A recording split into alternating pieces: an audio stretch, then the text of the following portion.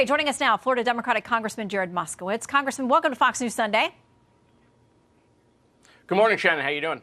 It's good to have you with us. Let's start with Israel, because that was a big part of the aid package that was passed yesterday as well. A number of your fellow Democrats voted against it.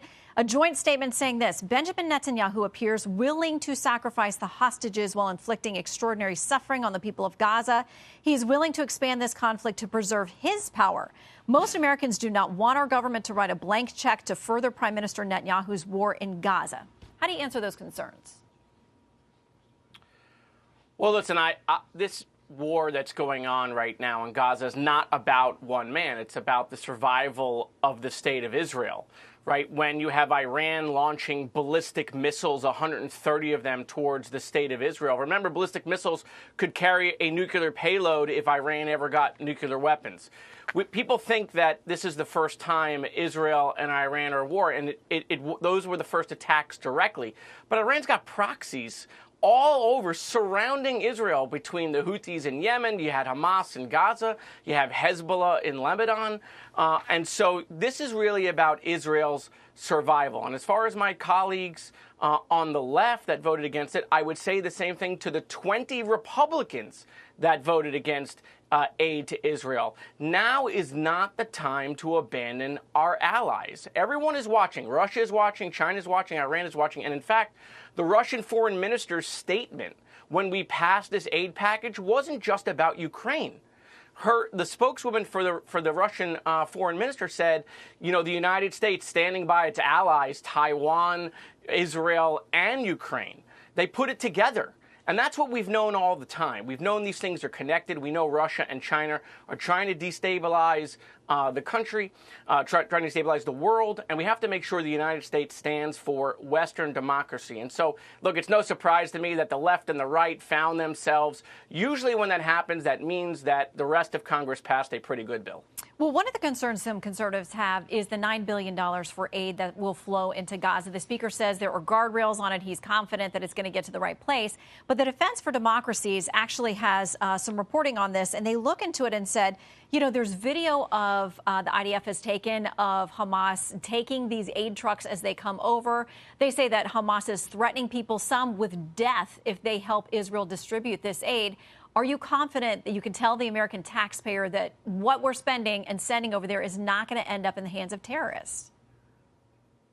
Well, look, that's why from the very beginning I favored defunding UNRWA and making sure that we could put steps in place to get the humanitarian aid in without it winding up in the hands of Hamas. So, look, I think the United States and Israel are going to do the best they can, along with their allies in the region, Egypt and Jordan, to make sure that humanitarian aid gets to the innocent Palestinians in the region. But look, again, right, this is about Hamas wanting to hurt innocent Palestinians. Hamas taking aid away from the innocent Palestinians, just like they put weapons in hospitals and in schools, just like they tell innocent Palestinians not to leave, otherwise they'll be shot, just like fighting, them locating themselves, Hamas fighters, amongst the population, using them as human shields. And so, yes, you know, we'll do everything we can, but I do think it's critical that we make sure we get humanitarian aid into Gaza, because right now there's this notion out there that Israel's committing a genocide, which is 100%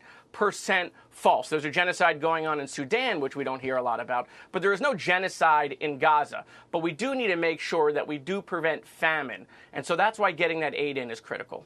I want to play something that happened on the House floor yesterday. This is a moment when things were getting passed. People rallied, waving Ukrainian flags. There was cheering.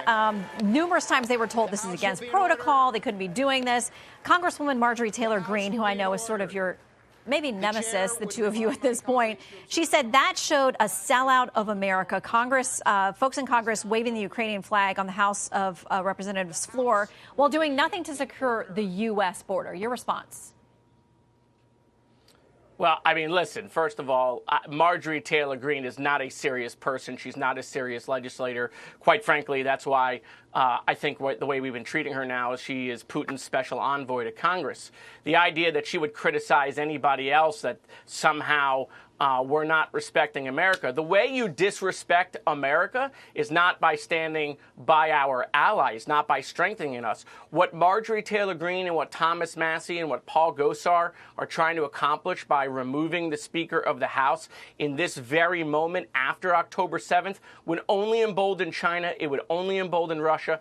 It would only embolden Iran. She would let the Ayatollah in Iran take Israel, and she would let Putin take Europe, not just Ukraine. Okay. So I don't want to be lectured by Marjorie Taylor Greene. That being said, listen, there are protocols on the House floor. I think it was a big moment that Democrats and Republicans came together, but I understand waving flags on the floor is against protocol. Okay, I think that's a lot to accuse her of, giving up Israel to Iran and Ukraine to Putin, but she's welcome to come on this. She's voted against all those packages. Well, I think that's a leap from there, but she is welcome to come here, and you guys can have a debate too.